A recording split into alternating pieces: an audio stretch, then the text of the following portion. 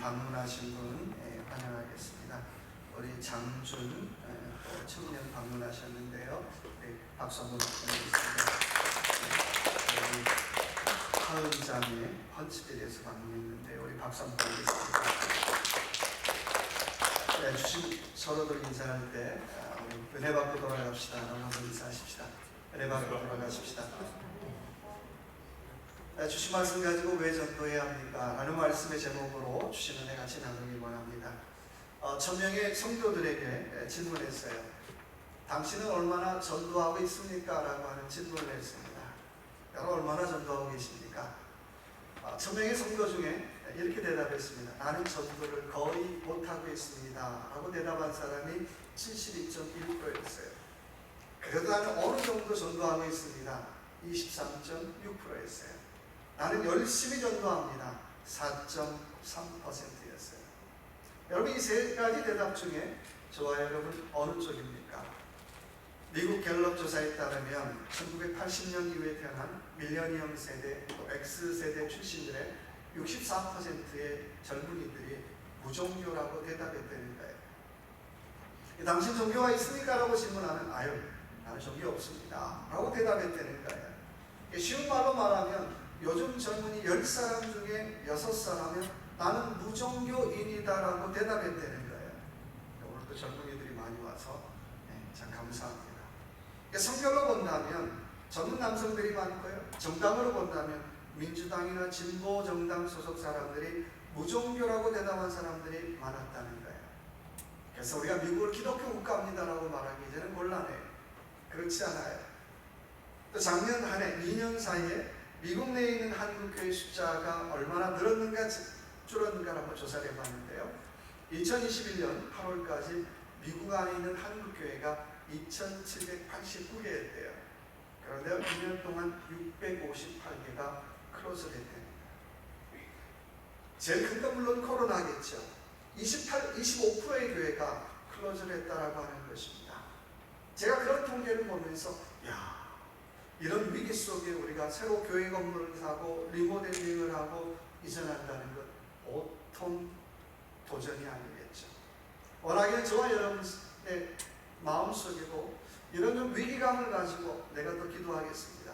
내가 더 준비하겠습니다. 내가 더 전도에 열심을 내겠습니다라고 하는 그런 결단 있기를 주님의 이름으로 축원합니다. 그렇다면 우리가 왜 전도해야 합니까? 여러 가지 많은 이유가 있겠죠. 왜 전도해야 됩니까? 라고 하는 주제를 가지고 이 시간 같이 한번 나눠보길 원합니다. 자, 첫 번째, 왜 전도해야 됩니까? 한번 따라해봅시다. 예수님의 지상 명령이기 때문입니다. 왜 전도해야 된다고요? 왜 전도해야 됩니까? 라고 여러분에게 질문한다면 많은 사람들이 이렇게 대답해요. 목사님 전도요? 교회 부흥을 위해서 해야 됩니다. 그럴듯하죠. 왜 전도해야 됩니까? 교회 예산 확보를 위해서 전도해야 됩니다. 그럴듯해요. 왜 전도해야 됩니까? 교회가 지역사회의 영향력을 넓히기 위해서 전도해야 됩니다. 그럴듯해요. 또 심지어는 왜 전도해야 됩니까? 라고 질문하면 목사님의 업적을 위해서 전도해야 됩니다. 다 그럴듯한 이유죠. 그런데요, 그 중에 하나도 정답은 없더라는 거예요. 왜 전도해야 됩니까? 라고 질문한다면 첫 번째 대답은 예수님의 지상명령이기 때문에 우리는 전도해야 된다라고 하는 거예요. 교회 예산 확보도 아니고 영향력 확대도 아니고요, 부흥도 아니고요. 첫째는 예수 그리스도의 지상명령이기 때문에 우리는 전도해야 할 줄로 믿습니다. 오늘 본문의 말씀은 예수님의 지상명령이에요. 근데 오늘 본문 말씀의 동사만 다 한번 뽑아보면 이렇게 나눌 수 있겠죠. 네 가지로 요약할 수 있어요. 첫째는 가는 것이, 두 번째는 제자 만드는 것이, 셋째는 세례를 베푸는 것이, 넷째는 가르치는 것이다라고 얘기하고 있어요. 이 네 가지가 복잡하잖아요. 이 네 가지를 한 가지로 요약한다면 제자 삼으라는 거예요. 쉬운 말로 말하면 전도하라는 것입니다. 전도하라는 것입니다. 예수님이 이 땅에 오신 것은 전국 복음을 전하고 한 영혼을 구원하기 위해서 이 땅에 오셨다는 거예요. 마가복음 1장 28절부터 시작되는 말씀 보니까 이르시되 우리가 다른 마을로 가자. 거기서도 우리가 전도하리니 내가 이를 위하여 왔노라 하시니. 뭐 때문에 오셨다고요? 전도하러 오셨다는 거예요. 한 영혼 살리러 오셨다는 거예요. 한 영혼 구원하러 오셨다는 거예요. 사도행전 1장 8절의 말씀에도 오직 성령이 너희에게 임하시면 너희가 권능을 받고 예루살렘과 온 유대와 사마리아와 땅끝까지 이르러 내 증인 되리라. 전도는 누가 원하는 걸까요? 주님이 원하는 거예요. 그래서 내가 성령 받았다라고 하는 것, 나 성령 받았는데요? 아무런 의미 없어요. 정말 성령 받은 사람이라면 전도하라는 거예요. 내가 성령 받았다면 한 영혼의 구원을 위해서 애쓰라고 하는 거예요. 내가 성령 받았다고 하는데 전도 그거 나하고 조금 거리가 먼 것 같아요. 해도 되고 안 해도 되는 옵션이 아니라고 하는 것입니다. 요한복음 4장에 보니까 어느 날 술가 선생님이 예수님을 만난 후에 전도를 받죠. 그리고 그가 전도를 받자마자 물동이를 버려두고 동네에 들어가죠. 그리고 내가 예수님 만났습니다. 내가 예수 만나 구원받았습니다. 내가 예수 만나 내 모든 상처가 다 치유됐습니다 라고 간증하고 있더라고 하는 것입니다. 저는 우리 주변에는 수많은 물동이를 치고 가는 사람들이 있어요. 그런 사람들을 생각하면서 우리는 어떻게 그들에게 전도해야 된다라고 하는 것입니다. 1885년 감리교회 첫 여성 교사인 메리 스크랜튼이 한국에 들어옵니다. 한국에 와보니까 언어도 문화도 모든 게 다 서툴잖아요. 그래서 메리 스크랜튼이 제일 처음에 조직한 게 뭐냐면 한글을 깨우친 사람들, 여자들을 모았어요. 그리고 그들에게 성경을 가르쳤어요. 그리고 그들에게 전도 훈련을 집중적으로 시켰어요. 그들을 가르쳐서 바이블 우먼이라고 불렀어요. 바이블 우먼. 나중에는 여조사가 되고 여전도사가 되고 또 부인 전도사라고도 불리게 됐어요. 그 당시에 바이블 우먼이었던 이 사람들이 어느 마을에 들어가서 교회 안 가시죠? 교회 다니십시다. 예수 안 믿으시죠? 예수 믿읍시다 라고 한마디만 하면 그래요. 교회 나가는 경우가 많았어요. 예수 안 믿는 사람이 예수 믿는 경우가 너무 많았어요. 물론 지금은 아무리 예수 믿으라고 얘기해볼게요. 교회 나가면 더 그렇잖아요. 전도는 하나님이 가장 기뻐하는 일이라고 하는 것입니다. 누가복음 15장 7절의 말씀에 죄인 하나가 회개하면 회개할 것이 없는 의인 99을 인하여 기뻐하는 것보다 더하리라고 말씀하고 있어요. 목자의 기쁨이 있다면 잃어버린 양 한 마리를 찾을 때 가장 기쁘다고 하는 거예요. 하나님 앞에 한 영혼이 돌아올 때 가장 수지 많은 일이라는 거예요. 유명한 네덜란드 화가 렘브란트가 아내와 사별을 하고 방황을 했어요. 그때 한 사람의 전도를 받아서 예수님을 영접하게 되었습니다. 그때 그 감동을 가지고 렘브란트가 그림을 그리는데 엠마오로 가는 두 제자라고 하는 유명한 명작을 그려요. 그 그림을 보고 감동받은 사람들이 질문해요. 화가 선생님, 당신은 참 좋은 그림을 잘 그리는데 좋은 그림을 그리는 비결이 무엇입니까? 어떻게 하면 내가 좋은 그림을 그릴 수 있겠습니까? 라고 수많은 질문을 받게 되었어요. 그러자 렘브란트가 딱 한마디예요. Just do it. 어디서 나 많이 듣던 얘기죠? 어디서 듣던 얘기예요? 나이키. Just do it. 너무 많은 생각하면 좋은 그림 못 그린다는 거예요. 너무 많은 계산하면 좋은 그림 못 그린다는 거예요.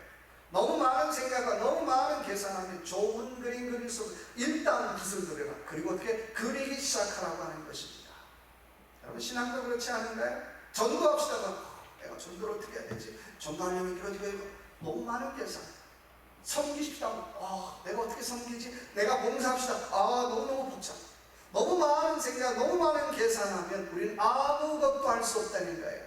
신앙은 just do it. 해보라는 거예요. 내 못하는 거 알고, 내 실력 없는 걸 알고, 내 능력 없는 걸 알지만 just do it 해보라는 거예요. 목사님, 생각 없이 하는 거 다 하셨다는 거예요. 생각 없이 하면 이거 다 엉망됩니다. 근데요, 안 하는 것보다 낫잖아요. 안 하는 거. 너무 생각이 많아서 아무것도 하지 않는다면 나는 아무것도 이룰 수 없더라고 하는 거예요. 신앙은 just do it. 일단 기도해보고요. 일단 섬겨보고요. 일단 전도해 볼 수 있는 저와 여러분의 삶이 되시길 주님의 이름으로 축원합니다. 두 번째, 왜 전도해야 됩니까? 한번 따라해 봅시다. 네 가지 복음의 빚을 갚아야 되기 때문입니다. 왜 전도해야 됩니까? 라고 두 번째 질문한다면 다른 거 아니에요. 내가 지금 복음의 빚을 갚아야 하기 때문에 전도해야 된다고 하는 거예요. 저와 여러분이 예수 믿는 것, 또 저와 여러분이 교회 나오는 것, 이거 다 누군가가 나에게 전도했기 때문이잖아요. 그렇잖아요. 때로는 그분이 어머니, 때로는 형제, 때로는 이웃일 수 있어요. 그분들이 한마디, 교회 가야지, 예수 믿어야지, 그래도 신앙생활 해야지, 그 한마디 때문에 오늘 저와 여러분이 이 자리에 앉아있다라고 하는 것입니다. 그 누군가의 기도와 그 누군가의 헌신과 그 누군가의 수고 덕분에 오늘 저와 여러분이 이 자리에 앉아있는 줄 믿습니다. 로마서 10장 15절의 말씀 보니까 보내심을 받지 아니하였다면 어찌 전파하리요 기록된 바 아름답보다 좋은 소식을 전하는 자의 발이여라고 말씀하고 있어요. 그 누군가의 아름다운 발 때문에 내가 오늘 예수 믿는다는 거예요. 그 누군가의 아름다운 발 때문에 내가 오늘 하나님을 찬양할 수 있더라고 하는 것입니다. 로마서 1장 14절에 사도 바울은 이렇게 고백을 해요. 내가 헬라인이나 야만인이나 지혜 있는 자나 어리석은 자에게 다 내가 어떤 자라고요? 빚진 자입니다라고 고백하고 있어요. 바울이 민숙 사람들 돈 꿨나요? 안 꿨지요. 바울이 그 사람들에게 경제적으로 빚진 자 아니에요. 내가 그 사람들 볼 때마다 나도 전에 똑같이 되었는데 내가 은혜에 빚진 자야. 내가 하나님 사랑에 빚진 자야. 내가 구원받은 것에 빚진 자라고 하는 사실을 한 번도 잊어버리지 않았다라고 하는 것입니다. 여러분, 한번 솔직히 한번 생각해 보자고요. 내가 만약에 예수 안 믿었으면 어떻게 됐을까요?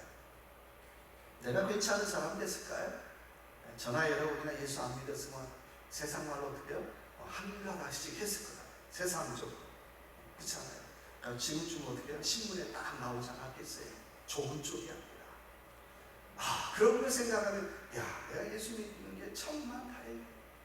내가 예수 믿는 게 참 감사하네. 정말 찬송가 가사처럼 나 같은 죄인 살리신 주님의 고마워. 나 같은 죄인 살리신 주님의 고마워. 그런 차원에서 본다면 우리는 구원받은 우리 모두는 다 복음의 빚진 자인 줄로 믿습니다. 내가 경제적으로는 빚지지 않았지만 누가 뭐라고 하면 내가 빚진 목사입니다. 내가 빚진 장로입니다. 내가 빚진 권사입니다. 내가 빚진 집사입니다. 우리 교회는 빚진 교회입니다. 은행비 말고요. 그래야 되잖아요. 제가 지난번 섬겼던 교회가 300만 불을 들여서 교회를 건축했어요. 교회 빚이 300만 불이었어요. 여러분 300만 불 빚 보셨나요? 저는 딱 한 번 줘봤죠. 그 빚을 갚으려면 두 주치 현금은 계속 은행으로 나가요. 은행에 잔고가 떨어지면요, 누구한테 전화 오겠어요? 영어도 안 되는데 저한테 막 전화가 와요. 전화 끊은 다음에 맨날 나한테만 전화해요. 이게 내 거냐? 그리고 이제 전화 끊은 다음에 풀어내요. 근데 한 주라도 헌금이 작게 나오면 또 마음이 불안해요. 또 연락 오겠네.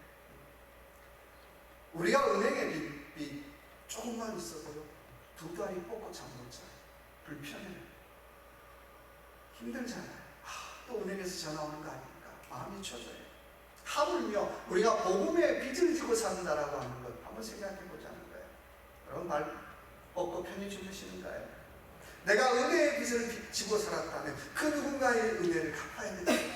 내가 감사의 빚을 지고 살았다면 그 누군가에 감사해야 되고요. 내가 사랑의 빚을 지고 살았다면 그 누군가의 그 사랑의 빚을 갚아야 되잖아요.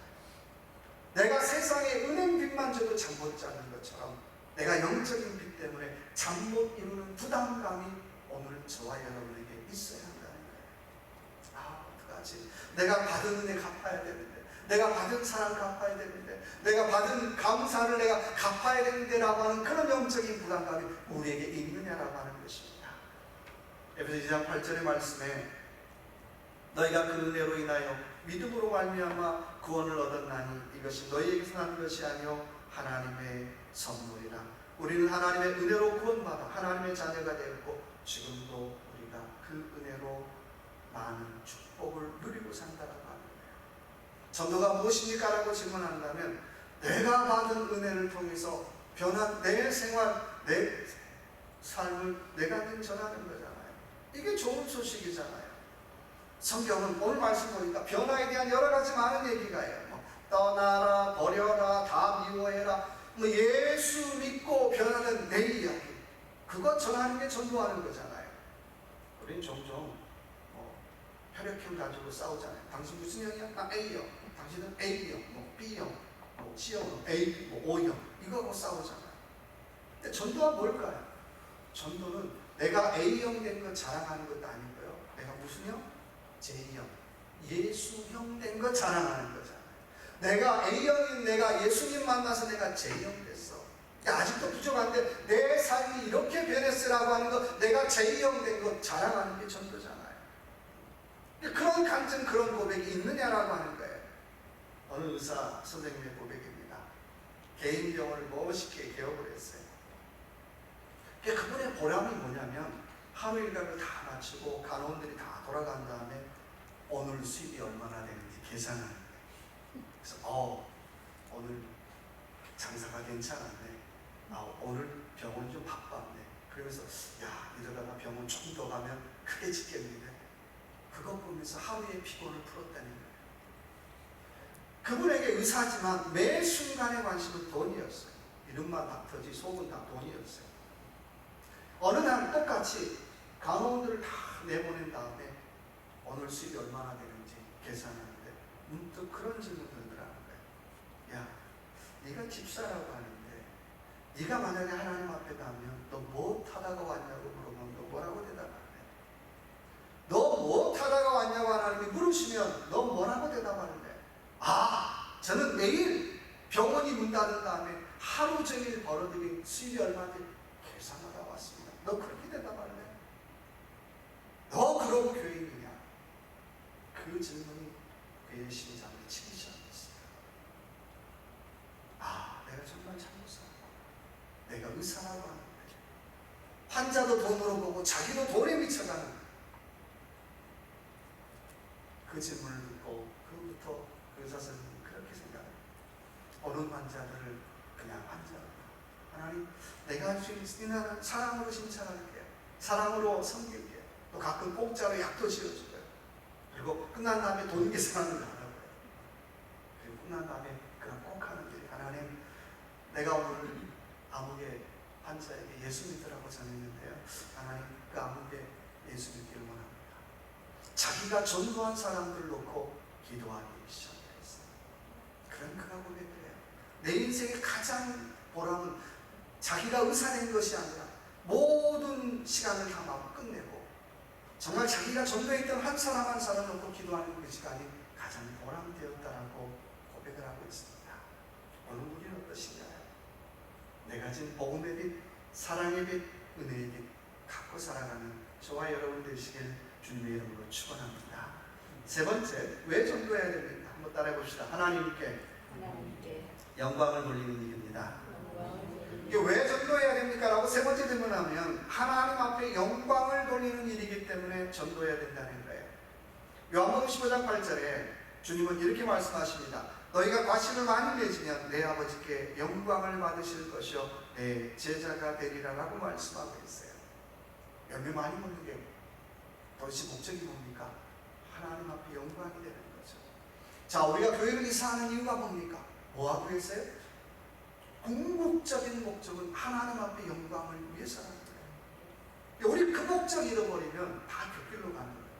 목사가 지휘 좀 되기 위해서, 내가 교회가 붐낸 다음에 내가 한번 다 곁길이잖아요. 무엇을 하든지 간에 궁극적인 목적은 하나님의 영광을 위한 일이라는 거예요. 전도 왜 합니까? 하나님의 영광을 위해서 하는 거예요. 하나님의 영광을 위해서. 그거 아니면 할 일이 없잖아요. 고린도전서 9장 19절의 말씀에 내가 모든 사람에게 자유하였으나 스스로 모든 사람에게 종된 것은 더 많은 사람들을 어떻게 얻고자 한다라고 말씀하고 있어요. 왜 바울이 사람들한테 가서 고개 숙이고, 왜 바울이 사람들한테 가서 왜 섬깁니까? 바보입니까? 최고의 공부를 했고 최고의 가문 출신인데 뭐하기 위해서요? 전도하기 위해서. 내가 전도하기 위해서는 섬길 수도 있고, 내가 전도하기 위해서는 양보할 수도 있고, 내가 전도하기 위해서는 그 사람한테 어떻게 해요? 그런 것도 할 수 있다는데. 1974년 스위스 로잔 대회에서 유명한 로잔 언약이 채택이 됩니다. 그 로잔 언약의 중요한 것 중에 하나가 바로 전도의 중요성이에요. 주제가 뭐냐면 온 세계로 복음을 듣게 하자라는 주제로 그 로잔 언약이 선포돼요. 왜 수많은 목사님들, 전도사님들, 또 장로님들 모여서 무엇합니까? 온 세계로 복음을 듣게 하자는 거예요. 우리 교단도 마찬가지예요. 이번에 총회를 모였는데요, 한 20%의 교회가 교회학교가 없어요. 물론 저희 교회에 해당되지만요. 교회학교가 없는, 또 유스그룹이 없는 그 교회를 위해서 대형 교회에서 줌으로 아이들 공과 공부를 준비시키고 또 같이 나누자고 하는 그런 중요한 결정들이 있었어요. 그러니까 그분들이 모여서 첫 번째로 한 것은 온 세계로 복음을 듣게 하자라고 하는 거예요. 바울이 똑같은 고백을 하죠. 내가 전도하지 않으면 내게 화가 미치리라라고 말씀하고 있어요. 고린도서 9장 16절의 말씀이에요. 내가 다른 건 몰라도 내가 전도하지 않으면, 내가 은혜의 빛 갚지 않으면, 내가 사랑의 빛 갚지 않으면 내게 화가 있을 것입니다 라고 얘기하고 있어요. 복음에 대한 바울의 강한 소명감을 볼 수 있어요. 열왕기하 7장에 보니까 죽기를 각오하고 사마리아 성에 들어갔던 4명의 문둥병자 이야기가 나옵니다. 내가 이렇게 죽으나 저기 가서 죽으나 똑같지 뭐. 그리고 어떻게 해요? 사마리아 성에 들어가요. 갔더니 아람 군대가 다 물러갔어요. 그리고 가보니까 어떻게 양식도 많은 거예요. 그리고 그날 어떻게 그냥 맛있게 먹었어요. 근데 가만히 보니까 야야, 우리 성에, 우리 동네에, 우리 민족들은 지금 배고파하고 있는데 우리가 지금 파티할 때가 아니야. 만약에 내가 이 소식을 내가 오늘 전하지 않으면 내게 화가 있을 것이다 라고 고백을 해요. 그리고 어떻게 다시 달려가죠. 너무 좋은 소식인데 그것 내가 하지 않으면 내가 벌 받을 것 같다는 거예요. 여러분, 복음은 해도 되고 안 해도 되는 것이 아니라는 거예요. 복음을 전하지 않으면 우리는 직무유기라고 하는 것입니다. 누가복음 15장에 보면 유명한 길 잃은 양의 비유로 시작해요. 한번 생각해보자. 한 사람에게 양이 100마리가 있었어요. 그 양을 잘 키우고 잘 먹였어요. 어느 날도 똑같이 양을 잘 키우고 잘 먹여서 집으로 돌아왔어요. 한 마리, 두 마리, 세 마리 카운트하기 시작했어요. 몇 마리였어요? 99마리. 내가 잘못했나? 다시 한번 또 세보는 거예요. 또 세보니까 똑같이 99마리예요. 그 사실을 깨닫고 목자가 어떻게 했어요? 양을 들판에 두고 한 마리 찾으러 떠났다고 얘기하고 있어요. 전 여기서 이런 생각 들었어요. 아니, 양이 100마리면 목자일 수도 있지만 양이 100마리면 그렇게 썩 가난한 사람 아니에요. 현재 시세 보니까 그 조그만 양은 500불, 큰 양은 1000불 하더라는 거예요. 양이 500마리면 그렇게 가난한 사람 아니에요. 좀 사는 사람이잖아요. 근데 제가 더 그런 생각을 해봤어요. 혹시라도 그 잃어버린 양이 이런 양 아닐까? 혹시라도 장애가 있는 양? 혹시라도 손이 많이 가는 양? 늘 양칠 때마다 어떻게 해요? 늘 곁길로 가면서 늘 목자 속을 새겼던 그 양. 그런 생각 들 수 있잖아요. 그럼 어떻게 해? 너 그럴 줄 알았어. 너 속색이더니 키역커도 사고 내네. 난 차가. 너 그럴 줄 알았어. 그런 생각 가질 수도 있었을 것 같아요. 그런데요, 그 목자는 그런 생각 가지지 않았어요. 그 양이 장애 양이건, 그 양이 속색이든 양이건, 그 양이 골치 아프게 하는 양이건 어떻게 가리지 않고 그 두고 그 양을 찾아서 떠났다고 하는 것입니다. 이것이 누구의 사랑일까요? 우리를 향한 주님의 사랑, 우리를 향한 하나님의 사랑인 줄 믿습니다. 우리가 신앙생활하면서요, 같이 신앙생활하는데요, 그런 사람이 있어요. 손 많이 가는 사람이 있어요. 또 가끔 골치 아프게 하는 사람이 있을 수도 있죠. 근데요, 하나님의 사랑은 그 한 영혼까지 포기하지 않는 사랑이라고 하는 것입니다. 하나님은 저와 여러분의 삶, 이 한 주간 살아갈 동안도 손 많이 간다고 포기하지 말고요, 내 생각하고 너무 다르다고 포기하지 말고요, 정말 한 영혼을 귀하게 사랑하셨던 그 하나님의 사랑을 믿고 다시 한번 한 영혼 한 영혼을 통해 그리스도의 사랑을 전하는 저와 여러분의 삶이 되시길 주님의 이름으로 축원합니다. 같이 한번 기도하겠습니다.